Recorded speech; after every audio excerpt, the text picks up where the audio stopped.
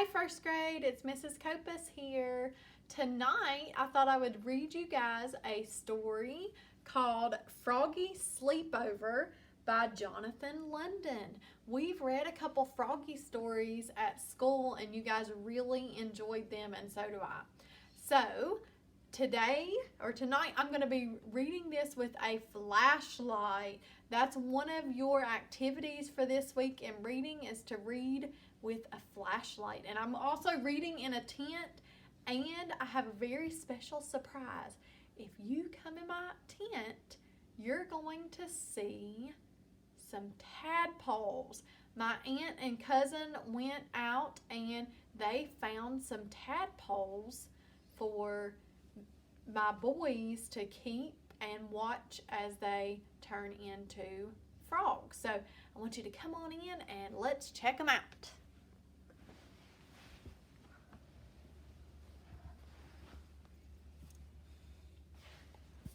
So they are down here. You look right there, they are swimming around. They are excited to hear the story. I'm going to hold it down a little bit more. I'm going to kind of tap on it. And, oh, there they are. You guys see them? Now remember, tadpoles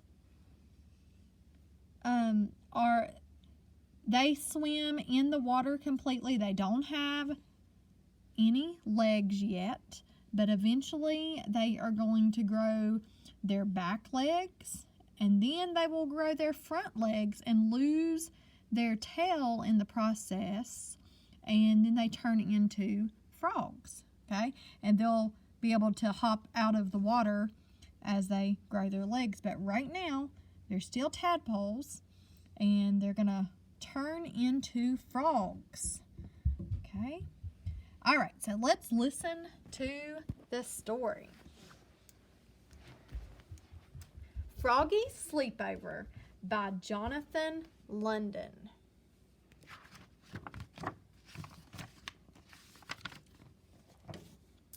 It was Friday and school was out. Froggy flopped home from the school bus. Flop, flop, flop. Singing, hooray, hooray, it's Friday, Friday. I'm going to Max's for a sleepover. That's great, said Froggy's mother, and she gave him a plate of chocolate fly cookies. This is your first sleepover. Are you nervous? Who, me? Of course not, said Froggy, and he hopped up and flopped to his room. Flop, flop, flop.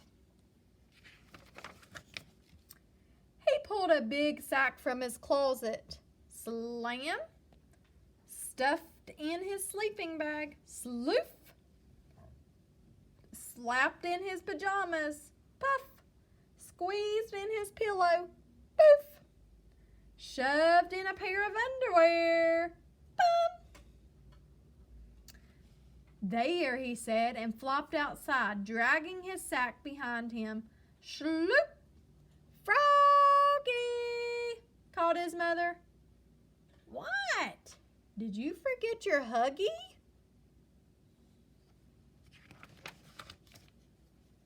Oops, said Froggy, and flopped back inside. Flop, flop, flop. I found it, he yelled. It was in the cookie jar. Slam! Then out the door he went, dragging his sack behind him.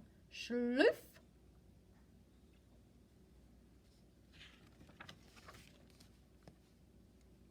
Froggy! Called his mother. What? Did you forget your toothbrush? Oops, said Froggy and flopped back inside. Flop, flop, flop. I found it, yelled Froggy. It was in my toy chest. Bang! Don't forget to brush, said his mother. I know, said Froggy. Then off he went to Max's, dragging his sack behind him. Schloof!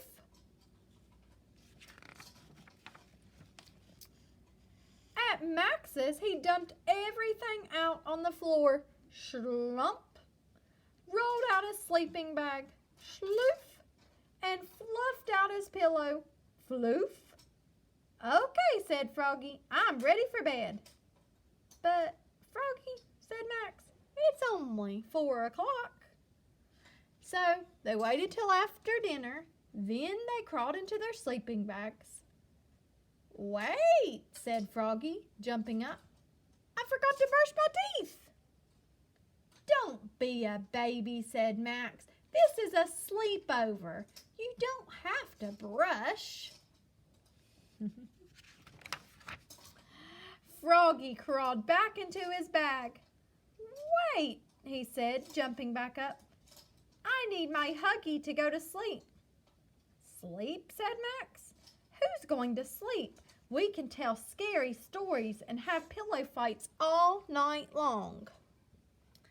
Froggy slipped back into his bag, and Max told a story that made Froggy's skin crawl.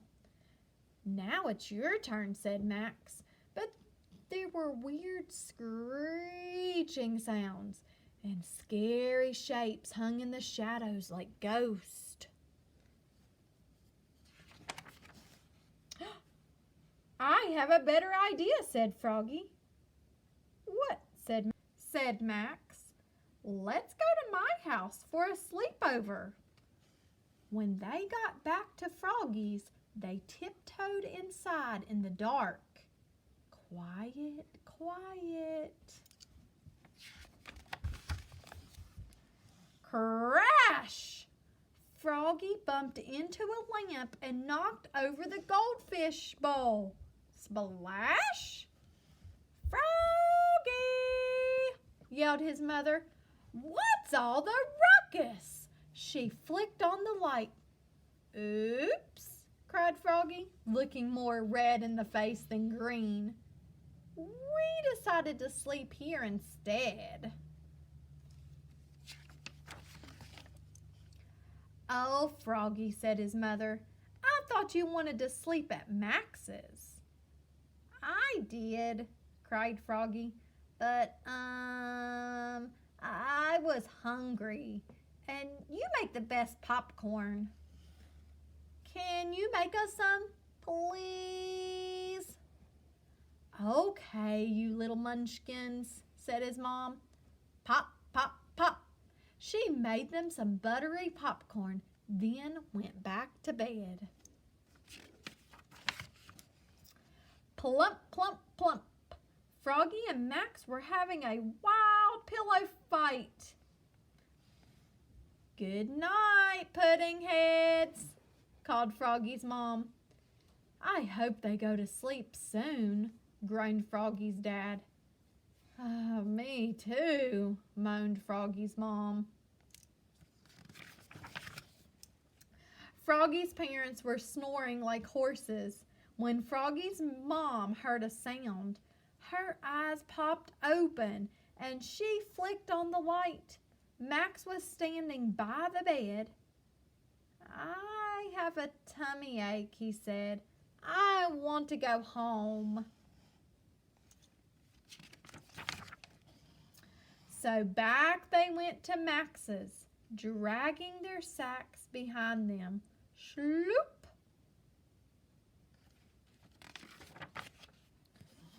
But there were still weird sounds and scary shadows there, so they went back to Froggy's. But Max wanted his own pillow, so they went back to Max's.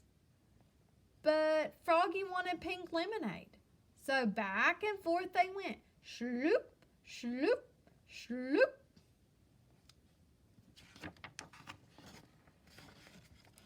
Till at last they fell asleep at Max's house at 9 o'clock in the morning.